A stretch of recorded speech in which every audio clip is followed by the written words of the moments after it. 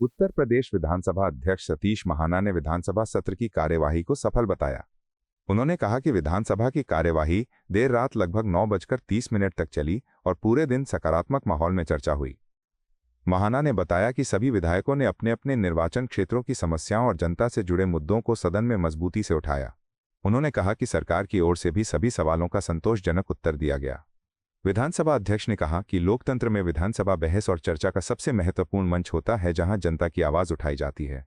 उन्होंने सभी विधायकों की भागीदारी और गंभीरता की सराहना करते हुए कहा कि इसी तरह स्वस्थ बहस लोकतांत्रिक व्यवस्था को मजबूत बनाती है। महाना ने उम्मीद जताई कि आगे भी विधानसभा की कार्यवाही इसी तरह सकारात्मक और जनहितकारी दिशा में चलती रहेगी। नहीं, पूरा अच्छी तरीके से चल रहा है विधानसभा। कल रात को लगभग 9:30 बजे तक विधानसभा चली। बहुत अच्छी डिबेट्स हुई। विधायकों ने अपने अपने क्षेत्र की समस्याओं को बड़े प्रभावी ढंग से सदन के पटल के ऊपर रखा। सरकार की तरफ से भी पूरी तरीके से जवाब आया और इस प्रकार की चर्चाएं, जैसे कल एक क्वेश्चन था किसी से संबंधित, माननीय विपक्ष के एक विधायक ने पूछा था और मंत्री जी ने बहुत अच्छा उसका उत्तर दिया। तो मैंने स्वयं हाउस में प्रश्न पूछने वाले की भी तारीफ करी और संबंधित मंत्री ने जो उत्तर दिया था उसकी भी तारीफ करी। इस प्रकार के क्वेश्चंस और इस प्रकार के जवाब अगर सरकार के द्वारा है जो जनहित के अंतर्गत हो, जो सबको संतुष्ट करते हो, तो यही लोकतंत्र का असली मजा है। और इस लोकतंत्र के असली मजे में जिसमें जनता का कल्याण हो, जनता की बातें आए, जनता की बातें के ऊपर डिबेट हो, सहमति असहमति हो, पर फिर एक न एक कंसेंसस बने, इसके लिए ही मैं काम करता हूँ और पूरा सदन इसमें पूरा सहयोग कर रहा है। जेडीयू के राष्ट्रीय प्रवक्ता राजीव रंजन ने कांग्रेस नेता राहुल गांधी के बयान पर प्रतिक्रिया देते हुए कहा कि उनका सवाल भारत के हितों के खिलाफ है। उन्होंने कहा कि भारत अमेरिका व्यापार समझौते को लेकर उत्पादकों और निर्यातकों में काफी उत्साह है। राजीव रंजन ने बताया कि संयुक्त राज्य अमेरिका $30 ट्रिलियन की अर्थव्यवस्था वाला देश है और उसके साथ व्यापार साझेदारी भारत के लिए लाभकारी साबित हो सकती है। उन्होंने कहा कि इस समझौते के बाद रोजगार के अवसर बढ़ने की संभावना है। उन्होंने राहुल गांधी पर आरोप लगाया कि वे व्यापार और आर्थिक मुद्दों पर गलत संदेश देने की कोशिश कर रहे हैं। राजीव रंजन ने कहा कि अंतर्राष्ट्रीय व्यापार सहयोग से भारत की आर्थिक स्थिति मजबूत होगी और इससे देश के उद्योग तथा व्यापार क्षेत्र को फायदा मिलेगा। उनका सवाल पूरी तरह से भारतीय हितों के प्रतिकूल है। भारत अमेरिकी ट्रेड डील से उत्पादकों, निर्यातकों के अंदर तो खासा उत्साह ही है।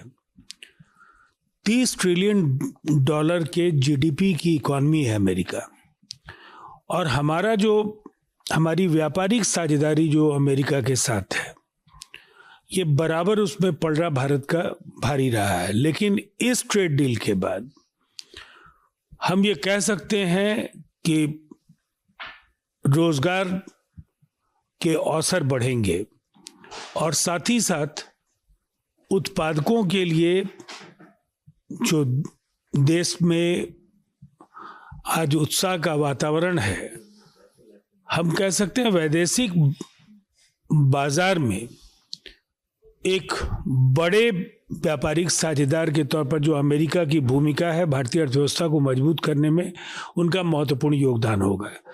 राहुल जी लगातार ट्रेड डील के खिलाफ बोल रहे हैं, लेकिन जो भारतीय हितों की रक्षा को लेकर हमारी प्रतिबद्धता है और जो कल अमेरिकी सरकार की ओर से कई बिंदुओं पर सफाई आने के बाद स्पष्ट है कि ये ट्रेड डील लगातार भारत और अमेरिका की जो कोशिशें थी, निरंतरता के साथ कई अवरोधों को हमने पार किया और उसके बाद ये बड़ा समझौता संभव हो पाया है। भाजपा सांसद रामेश्वर तेली ने कांग्रेस नेता गौरव गोगोई पर गंभीर आरोप लगाए। उन्होंने कहा कि गौरव गोगोई के पाकिस्तान से संबंध होने के प्रमाण सामने आए हैं। तेली ने दावा किया कि गौरव गोगोई की पत्नी पाकिस्तान में एक गैर सरकारी संगठन में काम करती हैं और वहां की सरकार से वेतन प्राप्त करती हैं। उन्होंने कहा कि उनकी शादी को काफी समय हो गया है, लेकिन उन्होंने अभी तक भारतीय नागरिकता नहीं ली है। रामेश्वर तेली ने कहा कि ये राष्ट्रीय सुरक्षा से जुड़ा गंभीर मामला है और इसकी जांच होनी चाहिए। उन्होंने कांग्रेस से इस मुद्दे पर स्पष्टीकरण देने की मांग की। तेली ने कहा कि देश की सुरक्षा और संप्रभुता से जुड़े मामलों में किसी भी प्रकार की लापरवाही स्वीकार नहीं की जा सकती। देखिए, गौरव जी का पाकिस्तान के साथ लिंक है और ये साबित हो गया है। और उनका जो वाइफ बीवी जो है पाकिस्तान की एक एनजीओ में काम करते हैं। और पाकिस्तान सरकार का तनख्वाह भी खाते हैं, और अभी तक शादी हुए इतने दिन हो गए हैं लेकिन अभी तक इंडियन सिटीजनशिप लिए नहीं है, और उनका 2 बच्चा है, उनका भी इंडियन सिटीजनशिप नहीं लिए। इसका कारण हम लोग समझ नहीं पा रहे हैं कि आज सोनिया गांधी जी भी इंडियन सिटीजनशिप ले चुका है, और ये पता नहीं क्यों अभी तक गौरव गोगोई जी का वाइफ सिटीजनशिप इंडियन सिटीजनशिप लिए नहीं। इसका रहस्य क्या है वही जाने। लेकिन अगर असम का लड़का के साथ शादी किए हैं, सांसद के साथ शादी की हैं, तो इंडियन सिटीजनशिप लेना चाहिए। इसीलिए हमारी असम के सीएम ने कहा है कि अगर वो पाकिस्तान नहीं गए तो ये फ़ोटो कहाँ से हैं, ये वीडियो कहाँ के हैं, तो इसलिए इसका पर जांच होना चाहिए, यही हम चाहते हैं। बिहार सरकार के मंत्री दिलीप जायसवाल ने विपक्ष के नेता तेजस्वी प्रसाद यादव को लेकर चिंता जताई। उन्होंने कहा कि तेजस्वी यादव और उनका परिवार राजनीतिक परिस्थितियों के कारण स्थिर जीवन नहीं जी पा रहा है। जायसवाल ने कहा कि विपक्षी दलों की गतिविधियों के कारण तेजस्वी यादव लगातार विवादों में घिरे रहते हैं। उन्होंने कहा कि राजनीतिक प्रतिस्पर्धा लोकतंत्र का हिस्सा है, लेकिन व्यक्तिगत जीवन पर इसका नकारात्मक असर नहीं पड़ना चाहिए। जायसवाल ने कहा कि स्वस्थ राजनीति के लिए सभी दलों को जिम्मेदारी से काम करना चाहिए। उन्होंने उम्मीद जताई कि बिहार की राजनीति में सकारात्मक माहौल बनेगा और विकास के मुद्दों पर चर्चा होगी। पता नहीं, मेरी चिंता कुछ और है। मेरी चिंता ये है कि श्री तेजस्वी प्रसाद यादव जो हमारे विपक्ष के नेता हैं, उनके हालात भी ठीक नहीं हैं। अब ये जयचंद हैं या कौन लोग हैं पता नहीं, लेकिन तेजस्वी जी का स्वास्थ्य भी धीरे धीरे मैं देख रहा हूं, जो इन लोगों का ही प्रकोप है कि आज तेजस्वी जी का परिवार और तेजस्वी जी स्थिर जीवन नहीं जी पा रहे हैं। हरियाणा के मुख्यमंत्री नायब सिंह सैनी ने बताया कि उन्होंने चंडीगढ़ के हेलीपैड के पास पंजाब के मुख्यमंत्री भगवंत मान से मुलाकात की। उन्होंने कहा कि यह मुलाकात सामान्य बातचीत के दौरान हुई थी। सैनी ने बताया कि उन्होंने भगवंत मान को अपनी यात्रा की जानकारी दी और बताया कि वे फरीदाबाद जा रहे हैं। उन्होंने कहा कि राज्यों के बीच सहयोग और संवाद विकास के लिए जरूरी होता है। सैनी ने कहा कि क्षेत्रीय विकास और प्रशासनिक समन्वय के लिए इस तरह की बातचीत सकारात्मक भूमिका निभाती है।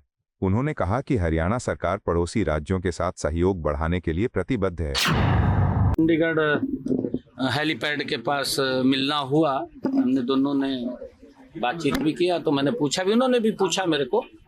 मैंने कहा कि मैं फरीदाबाद जा रहा हूँ। ऐसा नहीं है, क्योंकि मैंने कहा है कि मुझे वहाँ के लोग बुलाते हैं, परंतु एक और मैं कहना चाहता हूँ, मैं ये आरोप भी नहीं लगा रहा हूँ मान साहब के ऊपर। अगर मुझे कोई बुलाता है, अगले दिन उसके घर कोई न कोई पहुंच जाता है, भाई तुम ऐसे देख द्वेष की बात मत करो। ये लोकतंत्र है, बिजनेस वाले लोकतंत्र है, ये लोकतंत्र है। भी किसी को डरा देना, किसी को धमका देना, ये पंजाब के अंदर कोई पश्चिम बंगाल थोड़ी है। पश्चिम बंगाल के अंदर जिस तरह वहाँ की सरकार, वहाँ की मुख्यमंत्री वो बेदर्द होकर के अत्याचार करती है लोगों के ऊपर, बेदर्द होकर के महिलाओं के ऊपर अत्याचार करती है, और खुद महिला है।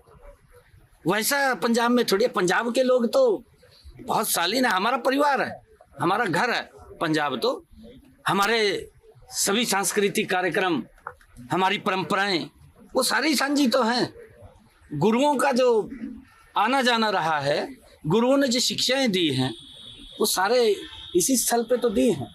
ये सादा अपना ही ये पूरा का पूरा क्षेत्र है, और यहाँ पर इस प्रकार का दबाव की राजनीति मान साहब ना करें। किसी को डराएं मत, डराएं ना, लोगों के काम करें। मैं ये कह रहा हूँ, लोगों से जो वायदे किए उनको पूरे करें। शिवसेना यूबीटी सांसद प्रियंका चतुर्वेदी ने बांग्लादेश चुनाव परिणामों पर प्रतिक्रिया दी। उन्होंने कहा कि नई नेतृत्व व्यवस्था से बांग्लादेश में लोकतंत्र मजबूत होने की उम्मीद है। चतुर्वेदी ने कहा कि चुनाव से पहले बांग्लादेश में विरोध प्रदर्शन और अस्थिरता की स्थिति थी। उन्होंने कहा कि जनता ने अपने पिछले अनुभव और कामकाज के आधार पर नेतृत्व को समर्थन दिया है। प्रियंका चतुर्वेदी ने कहा कि लोकतांत्रिक व्यवस्था को मजबूत बनाने के लिए स्थिर और जवाबदेह सरकार जरूरी होती है। उन्होंने उम्मीद जताई कि नए नेतृत्व के साथ बांग्लादेश में राजनीतिक स्थिरता आएगी और लोकतांत्रिक संस्थाएं मजबूत होंगी। उनकी जो माता हैं उन्होंने ही सरकारें चलाई हैं बांग्लादेश में, इलेक्शन जीते हैं और उन्हीं की जो काम रहे, कार्यशैली रही डेमोक्रेसी को लेकर, उसको पुनर्स्थापन करेंगे। बांग्लादेश जिस तरीके से आग में झोंक दिया गया था, प्रोटेस्ट हुए थे, प्रजातंत्र का हम देख रहे थे किस तरीके से एक मिसयूज़ हो रहा था, साथ ही साथ एक इंटेलेक्चुअलाइजेशन हो रहा था। जो रीजन के बैड इन्फ्लुएंसेस हैं, पाकिस्तान जैसे देश जो इन्फ्लुएंस करने की कोशिश कर रहे थे पाकिस्तान को, उससे वो बचेंगे और एक जो इकोनॉमिक ग्रोथ स्टोरी थी बांग्लादेश की, फिर से उसको पटरी पर लाएंगे। इंडिया और बांग्लादेश के रिश्ते भी उसमें खटास आई और इतने डेकेड्स का हमारा जो रिश्ता था उसमें कमियां हमने देखी। माइनॉरिटीज़ को टारगेट किया गया, माइनॉरिटी हिंदूज़ की ओपनली लिंचिंग हुई, अटैक्स हुए, टारगेट किया गया उनको मारा गया। ये सारी चीज़ें अब ख़त्म होंगी और बांग्लादेश में फिर से जो एक कॉन्स्टिट्यूशनल डेमोक्रेसी थी उसका पालन होगा। मैं उनको I wish him all the very best and I wish to see India Bangladesh relationships getting stronger. Uttar Pradesh के विधायक संदीप पटेल ने चुनाव प्रक्रिया को लेकर चुनाव आयोग और भाजपा पर आरोप लगाए। उन्होंने कहा कि दोनों एक ही सिक्के के दो पहलू की तरह काम कर रहे हैं। पटेल ने आरोप लगाया कि चुनाव प्रक्रिया के माध्यम से गरीब मतदाताओं को मतदान से वंचित करने की कोशिश की जा रही है। उन्होंने कहा कि यदि विशेष पुनरीक्षण प्रक्रिया लागू करनी थी तो इसके लिए पहले व्यापक जन जागरूकता अभियान चलाया जाना चाहिए था। उन्होंने कहा कि बूथ स्तर अधिकारियों को सही प्रशिक्षण दिया जाना जरूरी है। पटेल ने कहा कि लोकतंत्र को मजबूत बनाने के लिए निष्पक्ष चुनाव प्रक्रिया जरूरी है। चुनाव आयोग और भारतीय जनता पार्टी दोनों एक सिक्के के दो पहलू हैं। इनकी मंशा है कि उत्तर प्रदेश का गरीब मतदाता न रह जाए। इनकी मंशा है कि जो बहुसंख्यक समाज समय समय पर वोट के माध्यम से सम्मान अर्जित करता है उसका सम्मान खत्म हो जाए। क्योंकि भारतीय जनता पार्टी वोट के दम पर चुनाव नहीं लड़ सकती है, तो भारतीय जनता पार्टी वोटर्स को कम करके, वोटर्स को नोटिस देकर उनको वोट से वंचित करके, अगर से SIR कराना ही था तो हमारे पास उत्तर प्रदेश के लिए पर्याप्त समय था। इसका अभियान चलाया जाना चाहिए था, आम मतदाता को इसके प्रति जागरूक किया जाना चाहिए था, BLOs की इसकी प्रॉपर ट्रेनिंग दी जानी चाहिए थी और पूरे मतदाता BLO और जब आयोग मिल करके तैयारी करता तो वोटर साफ सुथरी बनती और इस तरह की कोई शिकायत नहीं आती। चुनाव आयोग की मंशा ठीक नहीं है। चुनाव आयोग आम मतदाता को वोटर नहीं बनने देना चाहता, क्योंकि बाबा साहब ने बहुत मशक्कत करके, हमारे महापुरुषों ने लड़ करके गरीबों को वोट का अधिकार दिलाया था। वोट गरीब ना दे, ये लड़ाई कोई आज की तो है नहीं, ये लड़ाई बहुत पुरानी है कि गरीब मतदान ना करे, और उसी को लेकर भारतीय जनता पार्टी आगे बढ़ रही है कि गरीब को मतदाता बनने से कैसे वंचित किया जा सके। मुख्यमंत्री रेखा गुप्ता ने केरल में भाजपा पार्षदों की जीत को बड़ा बदलाव बताया। उन्होंने कहा कि यह परिणाम राज्य में नई राजनीतिक दिशा का संकेत देता है। गुप्ता ने कहा कि भाजपा की बढ़ती स्वीकार्यता दिखाती है कि जनता विकास और नई नीतियों को समर्थन दे रही है। उन्होंने कहा कि यह जीत लोकतांत्रिक प्रक्रिया में जनता के विश्वास को दर्शाती है। गुप्ता ने उम्मीद जताई कि भाजपा के प्रतिनिधि स्थानीय स्तर पर विकास कार्यों को आगे बढ़ाएंगे। मैं ये समझती हूँ कि केरल में इतनी बड़ी संख्या में भारतीय जनता पार्टी के पार्षदों का चुन के आना, जनप्रतिनिधियों का बनना कहीं ना कहीं परिवर्तन की आहट है। उस नई सुबह का आगाज है जो कि केरल में बड़ा बदलाव लेके आने वाली है। केरल जो वर्षों से उस चुंगल में फंसा था जहां ना डेवलपमेंट हो पा रही थी, ना जनता को अवसर मिल पा रहे थे, और हिंसक राजनीति से ग्रसित केरल हमेशा पिछड़ता रहा। मुझे उम्मीद है इस नई सुबह के साथ केरल में, विकसित केरल में डेवलपमेंट भी होगी, डिग्निटी भी होगी और सिक्योरिटी भी होगी। पूरे देश के साथ मिलकर के, विकसित भारत के साथ मिलकर के विकसित केरल आगे होगा और भारतीय जनता पार्टी एक बड़ी भूमिका में आने वाले समय में दिखाई देगा। भाजपा विधायक विक्रम रंधावा ने कहा कि जमाते इस्लामी जैसे संगठनों के प्रभाव वाले समूह अब कमजोर हो रहे हैं। उन्होंने कहा कि बांग्लादेश के चुनाव परिणामों से यह स्पष्ट हुआ है कि जनता सकारात्मक सोच के साथ बदलाव चाहती है। रंधावा ने कहा कि खालिदा जिया की पार्टी को जनता का समर्थन मिलना इस बदलाव का संकेत है। उन्होंने कहा कि क्षेत्र में लोकतांत्रिक ताकतों का मजबूत होना शांति और स्थिरता के लिए जरूरी है। देखिए, ये जितनी भी ऑर्गेनाइजेशंस हैं जिनकी बैकिंग जमात इस्लामी जैसी संस्थाएं करती हैं, चाहे वो जम्मू कश्मीर में रहा हो, चाहे बांग्लादेश है, चाहे पाकिस्तान है, वो अब हाशिए पे आ रहे हैं। अब चाहे कोई मुसलमान है या किसी और समुदाय से है, जिस व्यक्ति के अंदर एक अच्छा इंसान है, उसको दिख रहा है कि अब आगे भविष्य क्या चलने वाला है। मुझे लगता है कि बांग्लादेश के लोगों ने एक मानसिक पॉजिटिविटी के साथ निर्णय लिया होगा, जिसकी वजह से लग रहा है कि खालिदा जिया की पार्टी लीड कर रही है। आई होप कि बांग्लादेश के अंदर कहीं ना कहीं औलाद सुधरे और जो एट्रोसिटीज माइनॉरिटीज के ऊपर पिक एंड चूज करके हो रही है, उनको विराम लगे। केंद्रीय मंत्री किरण रिजिजू ने आरोप लगाया कि राहुल गांधी ने बजट भाषण के दौरान संसदीय नियमों का उल्लंघन किया। उन्होंने कहा कि राहुल गांधी ने एक अप्रकाशित किताब का हवाला दिया और प्रधानमंत्री के खिलाफ अनुचित भाषा का इस्तेमाल किया, साथ ही कई तथ्यहीन दावे किए।